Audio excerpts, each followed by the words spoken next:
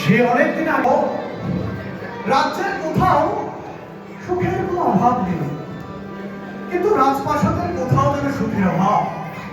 কারণটা কি? কারণ অনেকদিন হয়ে গেল সংসার জীবনে রাজা রানীর একজন সন্তানের অভাব। দীর্ঘদিন ধরে কুমারের অভাব, কোন কুমারের আগমন ঘটেনি। এই ভাবনায় রাজা শুদ্ধোদন মাঝে মাঝে ভাবনায় ডুবে যেতেন। যদি কুমারের আগমন না ঘটে তবে কে রক্ষা করবে রাজ সিংহাসন? কে দেখবে রাজাদের প্রজাদের দুঃখ কষ্ট দুর্দশা? কে রক্ষা করবে রাজ্য? কি হবে রাজ্যে? রানীমাও মাঝে মাঝে চিন্তিত হতেন। একজন মায়ের তখনই পূর্ণতা পায় যখন সন্তান বলে আসে। মা মাঝে মাঝে হতাশগ্রস্ত হয়। একদিন আষাঢ়ে পূর্ণিমা, কপিলাবস্তুতে মহা ধুমধামের একটা উৎসব পালিত হয়। তো উৎসব শেষে রাত্রে রানীমা ঘুমাতে গেলেন। ঘুমের ঘুরে রানীমা স্বপ্ন দেখলেন, চার দিকপাল রাজা এসে রানীমার পালঙ্কটা উড়িয়ে নিয়ে গিয়ে হিমালয় পর্বতে মহাসমারোহে স্থাপন করলেন। খুব সুন্দর, কি আনন্দ, কি আনন্দ! রানীমা চিন্তা করলেন, কোথায় আসলো?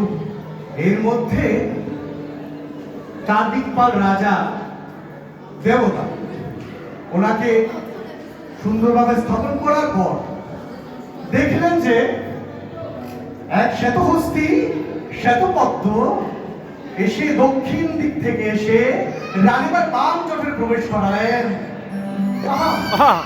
কি স্বপ্ন দেখছে রানীমা, চমকে উঠছেন বারবার। এই স্বপ্ন দেখতে দেখতে রাত কেটে গেল। সকালে উঠে স্বপ্ন বর্ণনা করলেন রাজাকে। রাজা তলব করলেন রাজ ব্রাহ্মণদের, হে রাজ ব্রাহ্মণগণ, এই স্বপ্নের কারণটা কি, মানেটা কি যদি বলতেন। রাজ ব্রাহ্মণরা গুনে গুনে দেখে বলেন, আনন্দ করুন মহারাজ, আনন্দ করুন, এই এক মহা সুখের খবর।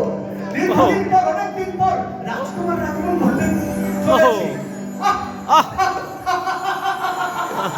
রাজার কি আনন্দ, কি আনন্দ রাজা!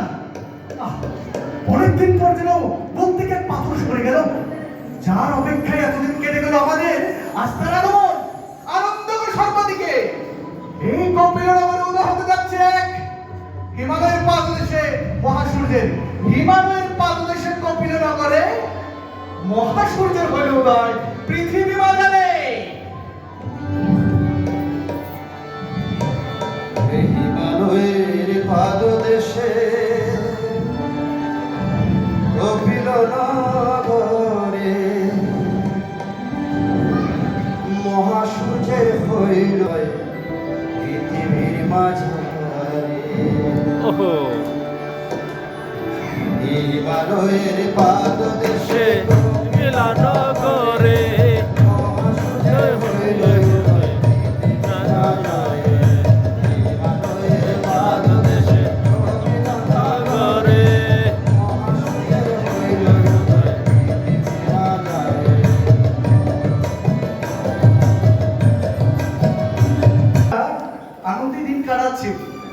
যতই দিন যাচ্ছে যেটা আনন্দ প্রহর চলছে, কুমারের আগমন ঘটবে।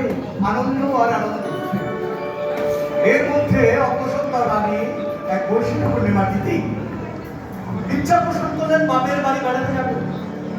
রাজার কাছে গিয়ে আবদার করলেন, হে রাজু, আমার না বাপের বাড়ি যেতে খুব ইচ্ছে করছে, যদি একটু ব্যবস্থা করো তবে আমি একটু বাপের বাড়িটা ঘুরে আসি। রাজা বলবে, তো খুব সামান্য একটা বিষয় মনে করছে, আর অনেক বড় কিছু চাইবেই। যে উপহার তুমি আমাকে দিতে যাচ্ছ এর মধ্যে তো কিছুই নয়। তো রাজা কি করলেন, রানীমার যাতে এতটুকু কষ্ট না হয় তাই কপিলাবস্তু থেকে দেবদাহ পর্যন্ত সেই প্রচুর একটু পাহাড়গুলো সমান করে দিলেন, যেন আরামেই দীর্ঘ সুস্থ যেন বাপের বাড়ি যেতে পারে। যেই কথা সেই কাজ। ব্যবস্থা করলেন, হাতি ঘোড়া শূন্য সামন্ত দিয়ে যাত্রা শুরু করলেন রানীমা। যেতে যেতে হাঁটতে হাঁটতে মিউজিক হবে, যেতে যেতে হাঁটতে হাঁটতে পৌঁছলেন লুম্বিনী কাননের পাশে। লুম্বিনী কানন সেদিন সৌন্দর্যে পরিপূর্ণ, ফুল ফলে পাখির কলরবে চারদিকে যেন পরিপূর্ণতা পেয়েছে। তো রানীমা ইচ্ছা পোষণ করলেন, হে সখা, আমি একটু এই কারণটা ঘুরে দেখতে চাই, তোমরা কি একটু ব্যবস্থা করবে? যে কথা সেই কাজ। রানীমা সেই কারণ ঘুরে দেখতে লাগলেন। ঘুরতে ঘুরতে এক শাল বৃক্ষের নিচে এসে শাল বৃক্ষের এক ঢাল ধরতেই রানীমার প্রসব বেদনা শুরু হলো। এই কুমারের এখন ঘটতে যাচ্ছে গো। এই খবর পেতেই, এইটা বুঝতে পেরেই সকারা চারিদিকটা ঘিরে ফেললেন এবং কিছুক্ষণ পরেই এই পৃথিবী জুড়ে উদয় হলো এক মহাসূর্য। ফুটলো এক মহাপদ্ম ফুল, 7 পদেই 7টি পদ্ম ফুল ফুটলো এবং ঘোষণা করলেন, এই পৃথিবীতে আমি অগ্র, আমি শ্রেষ্ঠ, আমি জ্যেষ্ঠ, এটাই আমার অন্তিম জন্ম। ঘোষণা দেওয়ার পর সেদিন একই দিনে কুমারের সাথে জন্মগ্রহণ করেছিলেন গোপা দেবী, সেই গয়ার বৃক্ষ, অশ্বকল্প, শান্তিচন্দ্র, এইভাবে কয়েকজন মানুষ একই দিনে জন্মগ্রহণ করেছিলেন, যেগুলা বুদ্ধের সাথে বা সিদ্ধান্তের সাথে সম্পৃক্ত ছিল। সেদিন কপিলনগরে 7 পদ্ম ফুটেছিল, আর ফুটেছিল এক মহাপদ্ম ফুল, নাম তার বুদ্ধ। লুম্বিনী কাননে ফুটেছিল এক পদ্ম ফুল, নাম তার বুদ্ধ, নাম তার বুদ্ধ, নাম তার বুদ্ধ।